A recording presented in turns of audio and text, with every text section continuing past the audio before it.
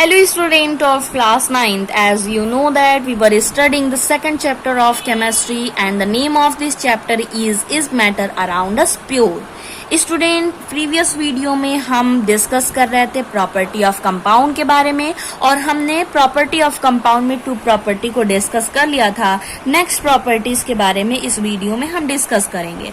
Third property जो compounds की होंगी, compounds can be separated into its constituents, मतलब उनके कंपोनेंट को हम सेपरेट नहीं कर सकते हैं bye simple physical mean, hand picking method से या फिर अदर किसी सिंपल मेथड से इसके कंपोनेंट को हम सेपरेट नहीं कर सकते हैं। For example water can not be separated into its constituents. अगर इसके कंपोनेंट की हम बात करें तो इससे वाटर हम सेपरेट नहीं कर सकते हैं।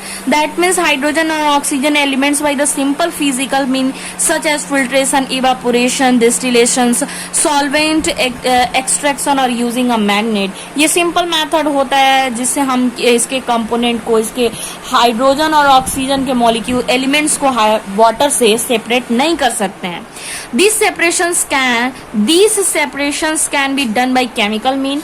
हाँ, ये हो सकता है कि हम किसी केमिकल मेथड से अगर इसके कंपोनेंट को सेपरेट करना चाहें तो वो हम कर सकते हैं बाय इलेक्ट्रोलिसिस, और वो प्रोसेस क्या होगा, इलेक्ट्रोलिसिस के थ्रू।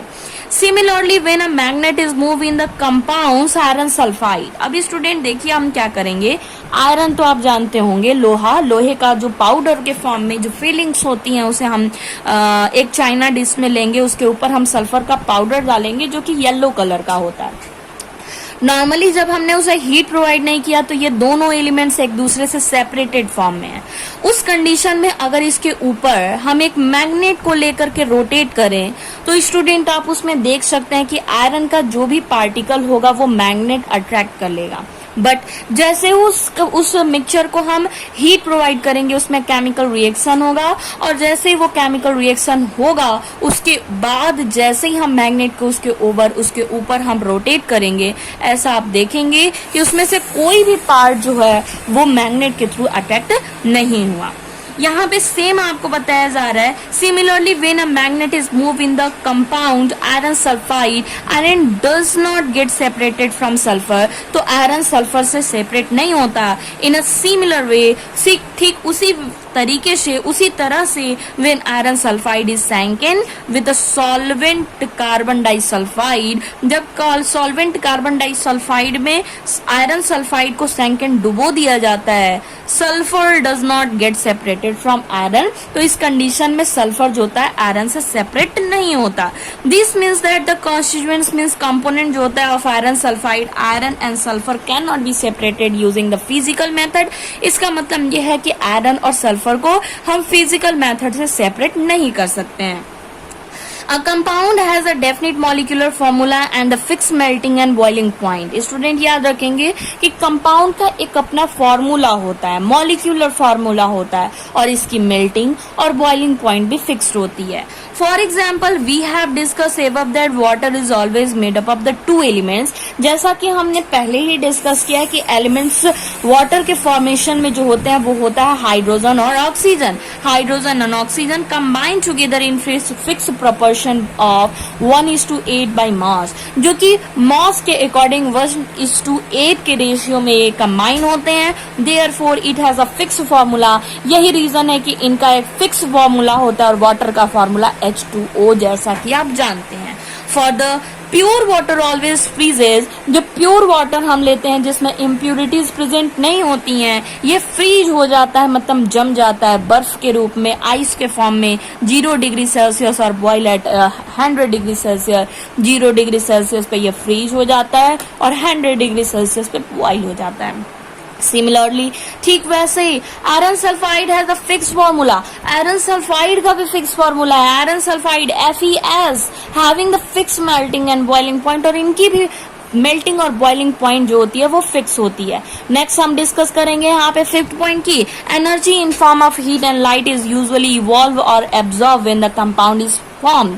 जब कंपाउंड का फॉर्मेशन होता है तो उस कंडीशन में एनर्जी जो होता है वो या तो एब्जॉर्ब होता है, मतलब कि टेकन होता है अंदर की तरफ, या फिर इवॉल्व होता है, मतलब बाहर की तरफ दे दिया जाता है। For example formation of carbon disulphide, अगर हम बात करें कार्बन डाइसल्फाइड के फॉर्मेशन की by burning of the Coke in air और ऑक्सीजन, अगर ऑक्सीजन के प्रेजेंस में या एयर के प्रेजेंस में कोक को हम बर्न आउट करते हैं और उससे कार्बन डाइऑक्साइड की फॉर्मेशन करते हैं, तो इस पर्पज में always accompanied by evolution of heat, तो इसमें हमेशा हीट जो होता है इवॉल्व होता है, बाहर निकलता है। इन कंट्रास्ट, ठीक इसी के अपोजिट अगर हम बात करें, electric energy is absorb when water is form from hydrogen and oxygen, hydrogen और ऑक्सीजन से जब वाटर का फॉर्मेशन किया जाता है तो उसमें एनर्जी एब्जॉर्ब होती है। Similarly energy in form of heat is absorb during the formation of iron sulphide and iron filling of sulphur है। सल्फर और आयरन के मिक्स करने से आयरन सल्फाइड का फॉर्मेशन ठीक वैसे ही होता है। नेक्स्ट हम यहाँ पे बात करेंगे, compound is a homogeneous substance. Compound एक होमोजीनस सब्सटेंस होता है। होमोजीनस का क्या मतलब है आप आगे के क्लासेस में इसमें देखेंगे। होमोजीनस का मतलब होता है यूनिफॉर्म मिक्सचर, मतलब ऐसा नहीं है कि एक जगह का कंपोजिशन कहीं और कुछ और है और दूसरे पॉइंट का अगर हम डिस्कस करें तो वहां का कंपोजिशन कुछ और है।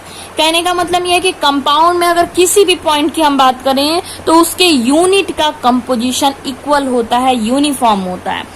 Compound is a homogeneous substance. For example, when we examine the iron sulfide, जब हम iron sulfide को examine करते हैं under a magnifying glass or microscope, we find that all particles of iron sulfide are the same throughout the mass. तो हमने देखा कि जितने भी particles हैं वो बिल्कुल same है, thus the iron sulfide is a homogeneous substance. इस तरीके से हम कह सकते हैं कि iron sulfide homogeneous substance होता है। Similarly, if we take the water in glass or beaker, अगर हम बात करते हैं ग्लास और बीकर में वाटर लेते हैं, every drop of it look alike, तो हर एक बूंद उसका एक जैसे दिखाई देता है। It is homogeneous. ये मतलब है क्या कि ये होमोजीनस होता है, यूनिफॉर्म मिक्सचर होता है।